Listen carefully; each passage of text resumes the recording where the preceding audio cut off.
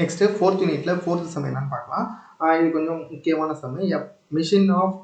A machine part of 2 kg vibrates in a viscous medium. Determine the damping coefficient when the harmonic exciting force of 25 Newton results in a resonant amplitude of 12.5 mm அப்படின்னு கொடுத்துருக்காங்க. பாருங்க resonant amplitude. அப்ப x max at the resonant condition வந்து 12.5 ன்னு கொடுத்துட்டாங்க. With a period of 0.2 seconds. இதெல்லாம் எதுக்கு கொடுத்துருக்காங்க அப்படிங்கறத நம்ம பார்ப்போம். ஒவ்வொரு டேட்டா கண்டுபிடிக்கிறதுக்கு தான் இருக்கு. So next வந்து if the system is excited by a harmonic force. Harmonic force வந்து 4 Hz ன்னு கொடுத்துருக்காங்க. நம்ம ஏற்கனவே சொல்லிருக்கோம் harmonic force, disturbing force ன்னு கொடுத்தாங்க அப்படின்னா நம்ம வந்து ஒன்னு வந்து f கண்டுபிடிக்கிற மாதிரி இருக்கும், இல்ல ஒமேகா கண்டுபிடிக்கிற மாதிரி இருக்கும். Next, what will be the percentage increase in the amplitude of the vibration when the damper is removed as compared with the damping? எதோட கம்பேர் பண்றோம்? With damping, without damping னு ரெண்டு கண்டிஷன். So first வந்து formula எழுதிக்கோங்க. Xmax is equal to F by S. So இது இருந்தா தான் நம்ம வந்து with damping, without damping கண்டுபிடிக்கிறது ஈஸியா. C squared omega squared divided by S squared plus 1 minus omega squared divided by omega n squared d whole squared. So இதுல first conditions பாருங்க. First mass M is equal to 2 kg னு கொடுத்திருக்காங்க. அதே மாதிரி F is equal to 25 Newton னு கொடுத்திருக்காங்க. Next வந்து X max at the resonant condition. X max at the resonant conditionல எவ்வளவு கொடுத்திருக்காங்க அப்படின்னா 12.5 mm கொடுத்திருக்காங்க. அப்புறம் period, time period கொடுத்திருக்காங்க. Time period is equal to 0.2 seconds அப்படின்னு கொடுத்திருக்காங்க. இப்போ வந்து நம்ம என்னென்ன கண்டுபிடிக்கணும்? F இருக்கா? F கண்டுபிடிச்சிட்டோம். S இருக்கா? So S நம்ம கண்டுபிடிக்கணும். C இல்ல, C கண்டுபிடிக்கணும். ஒமேகா கண்டுபிடிக்கணும். S கண்டுபிடிக்கணும். ஒமேகா எல்லாமே கண்டுபிடிக்கணும். ஸோ ஒவ்வொரு டேட்டா வச்சு எப்படி கண்டுபிடிக்கிறதுன்னு பார்ப்போம். ஃபர்ஸ்ட் வந்து இந்த ரெசனன்ட் கண்டிஷன்ஸ்ல எக்ஸ்மேக்ஸ் வேல்யூ என்னன்னு கண்டுபிடிக்கும். எக்ஸ்மேக்ஸோட ஃபார்முலா ரெசனன்ஸ் கண்டிஷன் என்ன வரும்? ஸோ இது கேன்சல் ஆகும். மிச்சம் இருக்கிறது மட்டும் இது மட்டும் வருமா? ஸோ எஃப் பை எஸ் வரும் மேலே. F by S divided by C omega என்னு. இது வந்து C omega divided by S whole square இருக்கும். ஹோல் ஸ்கொயர் ரூட் கேன்சல் ஆகி C omega is equal to omega என்ன தானே ரெசனன்ஸ் கண்டிஷன். ஒமேகா என்ன கீழே உள்ள எஸ் மேலே போயிடும். ஸோ இப்போ எஸ் கேன்சல் ஆயிடுச்சு. So F divided by C omega n. இப்போ நம்மளுக்கு ஒமேகா என் கால்குலேட் பண்ணணும். ஒமேகா என் கால்குலேட் பண்ணுறதுக்கு தான் இந்த டைம் பீரியட் கொடுத்துருக்காங்க. நம்மளுக்கு டைம் பீரியடுங்கிறது வந்து 0.2 செகண்ட்ஸ் அப்படின்னு கொடுத்துருக்காங்க. ஸோ நம்மளுக்கு ஃப்ரீக்வன்சி தெரியும். F frequency equal to 1 divide by time period. அப்போ டைம் பீரியடோட ஃபார்முலா என்ன? 1 பை எஃப்என்.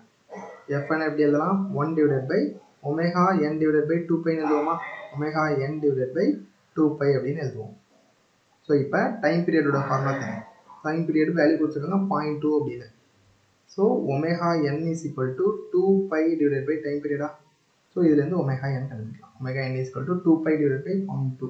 ஒமேகா என் வந்து 31.42 radian per second. So omega value கண்டுபிடிச்சோம். ஒமேகா என் கண்டுபிடிச்சோம். இதுலேருந்து நம்ம சி வேல்யூ கண்டுபிடிச்சிடலாம்.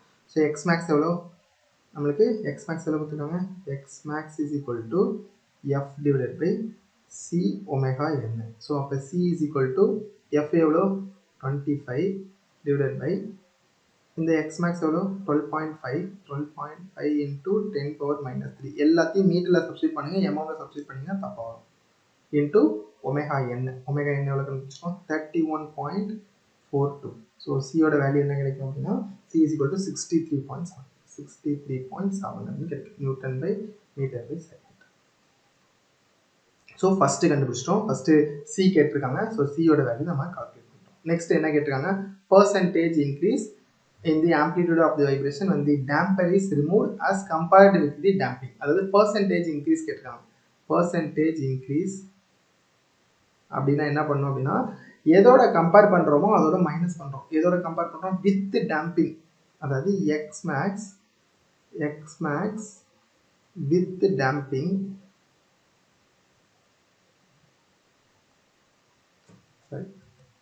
x max with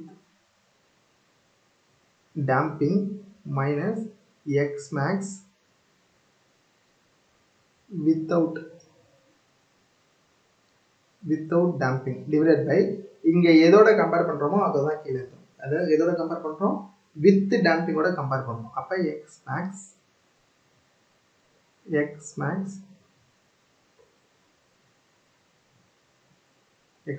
with damping. So இப்போ நம்ம வந்து x max with damping ஓட ஃபார்முலா தெரியும். x max is equal to டேம்பிங்லாம் வச்சு எழுத போகிறோம். X naught divided by root of c தான் damping, c squared omega square divided by s squared plus 1 minus omega square divided by omega N square the whole square.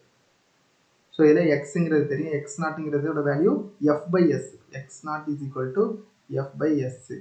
So இப்போ x நாட்டும் தெரியாது, எஸ்ஸும் தெரியாது, எப்படி கண்டுபிடிக்கிறது? ஸோ எஸ் கண்டுபிடிக்கிறது omega n is equal to root of s by எம்னு தெரியுமா? ஸோ ஒமேகா என் கண்டுபிடிச்சிட்டோம், omega N square is equal to s by m. So அதுலேருந்து எஸ் கண்டுபிடிச்சிடலாம், s is equal to omega N square into எம்னு கண்டுபிடிச்சோம். So S கண்டுபிடிச்சிட்டோம், அதே இங்கே சப்ஸ்டிட் பண்ணுவோம். சி தெரியும், ஒமேகா, ஒமேகா கண்டுபிடிக்கிறதுக்கு நம்மளுக்கு ஏதாவது கொடுத்துருக்காங்களான்னு பாருங்க, ஃப்ரீக்வன்சி கொடுத்துருக்காங்க. ஸோ ஃப்ரீக்வன்சி வந்து 4 ஹெட்ஸ் அப்படின்னு கொடுத்துருக்காங்க, f is equal to 4 heads கொடுத்துருக்காங்க. ஸோ அதுலேருந்து ஒமேகா கண்டுபிடிச்சலாமா, f is equal to omega divided by 2 பையா. ஸோ அதுலேருந்து ஒமேகா கண்டுபிடிச்சிடலாம், f இன்ட்டு 2 பை. ஸோ ஒமேகாவோட வேல்யூ என்னங்கிறத கண்டுபிடிச்சி வச்சுக்கோங்க.